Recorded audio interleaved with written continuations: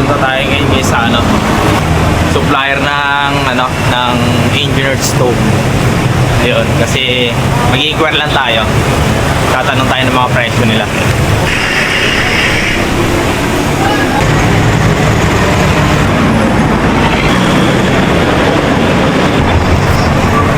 Bayad.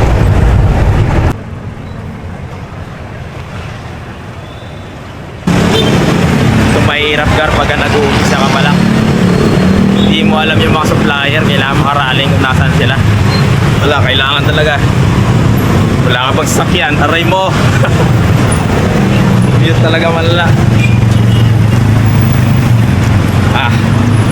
Mainit. Huwag tayo ng mga huwag tayo ng jeep.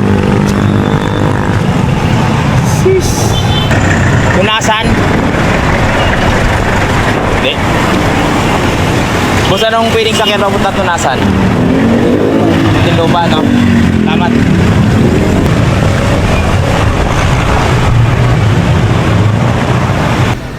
Lobo, ma'am. Magkano po yung Alin po? yung mga stone nyo po? Quartz. Depende po sa kulay, sa design. Ganyan lang po yung sukat niya. 60 by 270. Wala po kayong malalapan, wala. Wala po.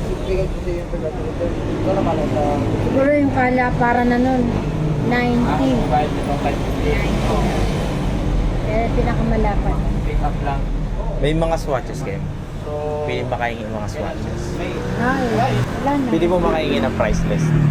Price list Pwede lang. naman. Para ko sakali. Pero usually yan po ang sukat nyo. 60 by... 60 by 270. Walang 3 meters po. Yan, sir. Wala po kayong granite. Wala. Cinder stone, wala. Pag granite, iba talaga ang presyo nun. Mahal talaga yun. Cinder stone, wala po. Wala. Sige po, salamat po. Ganyan lang yung sana. Thank you po. Sige po. Nakakuha tayo ng price list na kaso wala silang